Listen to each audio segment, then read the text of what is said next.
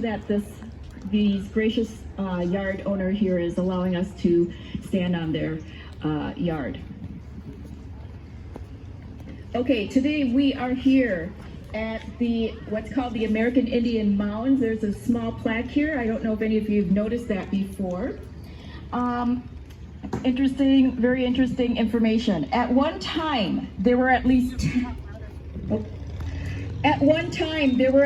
10 earthen Native American mounds between 61 and Clark Avenue, which is right here.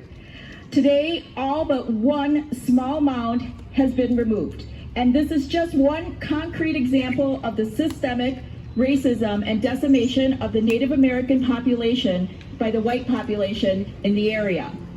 We are standing by this plaque, which goes over the history of the largest mound being removed in the spring of 1889. It was removed because nearly 2 years earlier, a horse-drawn carriage was going too quick and fell over, killing a person in the carriage. The village of White Bear was sued, and this added to the pressure that they were already under to remove the mound. People like William Leap, a local resort owner, claimed the mound obstructed the view of his resort. Others claimed that the road, which curved around the mound, should be straightened and widened. The court case was thrown out, and the village was not held responsible for the carriage accident. The threat of future liability was too much, however, and the mound was finally removed in April of 1889. 3 years prior to the mound's removal, an article was published in the Pioneer Press where a Dakota man stated that he believed that the White Bear Lake Mound was the burial place of his ancestors. This Dakota man's word was not taken as truth by the white people, who made the decision to dig into the mound. Later, when the workmen found 19 human remains and associated burial objects, according to William F. Marco, they seemed to be surprised. Even if they had believed they would be digging up human remains, that would likely not have been mentioned and mattered. Often, the treatment of human remains and burial places is a reflection of the way the living group is treated by society. The mound contains the burials of 19 people, along with pottery and other burial items. The human remains and some of the items were shipped to the Minnesota Historical Society, and many other items were also looted by spectators. The Historical Society shipped back the skeletal remains. 17 bodies were reburied in the Union Cemetery, which is just across Highway 61, and 2 others were buried on private land. However, the whereabouts of the objects from the mound that were sent to the Historical Society is unknown. The Minnesota Historical Society, like many cultural organizations, has a problematic history of acquiring Native bodies and funerary or sacred objects.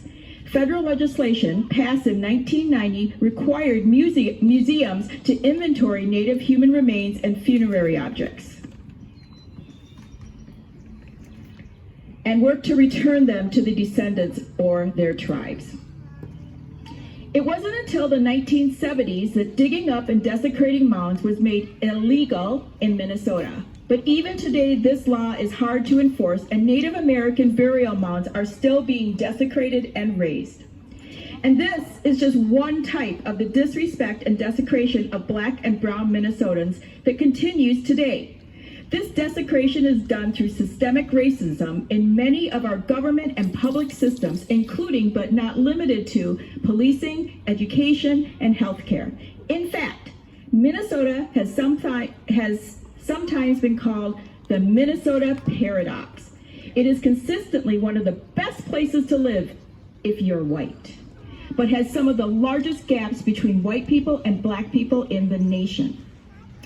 Here are some information. For instance, statewide, the Minneapolis police uses of force on Black people is overall higher than on all other races combined. According to the 2019 census, residents of White Bear Lake are just 2.5% Black, but they made up 12.5% of the 2019 arrests. Residents of White Bear Lake City, who are again 2.5% Black, made up 13% of the 2019 traffic stops. Many times in Minnesota, we like to think ourselves as not having race issues because we are so nice. However, in reality, we are the epicenter for inequitable systems in the country. In fact, Minnesota has some of the largest achievement gaps by race, ethnicity, and socioeconomic status in this nation. We could talk about literally every state system and the glaring and abhorrent gaps in housing, voting rights, healthcare, all of those. But for the sake of time, we're just going to focus on education. So, about graduation rates. An average of 83.2 seniors graduated high school last year. However, the rate for Black students was just 67%, and for English learners, just 66%.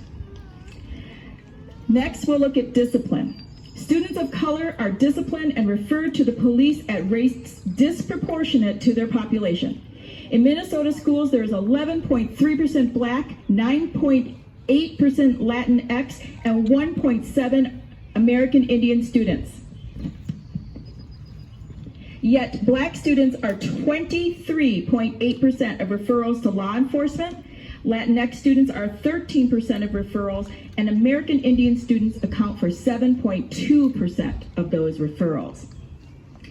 Black students receive 34.8% of all out-of-school suspensions, and American Indian students are 5% of out-of-school suspensions. For Latinx students, that percentage is 11.2%.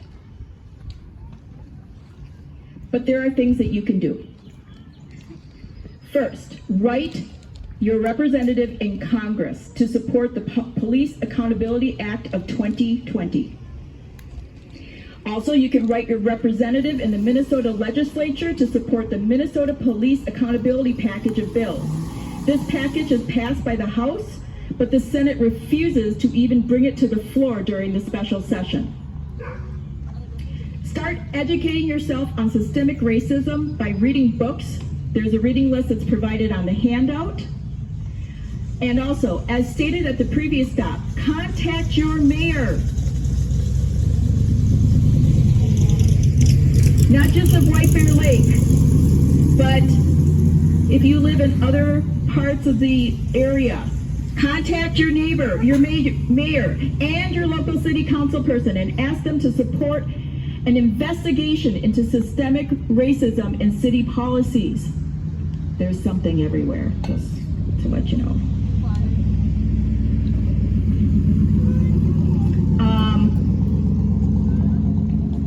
The next stop, before you get there, I would like you to think a little bit of what is something you've learned at this stop? What is one action step that you can commit to doing sometime this summer? The internet is a fabulous tool. Our next stop is about systemic racism within the business community. What do you know about those topics or want to learn? Okay, because we have changed the route slightly, we are going to backtrack to Clark Street and go down Clark Street toward the next stop. Yeah, so the next stop is the Getty Building, which is an actual building kind of across from Washington Square, but we're not stopping there because there's enough room. There's the flagpole kind of memorial that's on the corner of that street and 61. I think it's 3rd Street and 61. That's where we're going. So we're going to go back that way up Clark because Clark has a lot of space, and then we'll be at that flagpole stop, okay? Thank you. Let's go.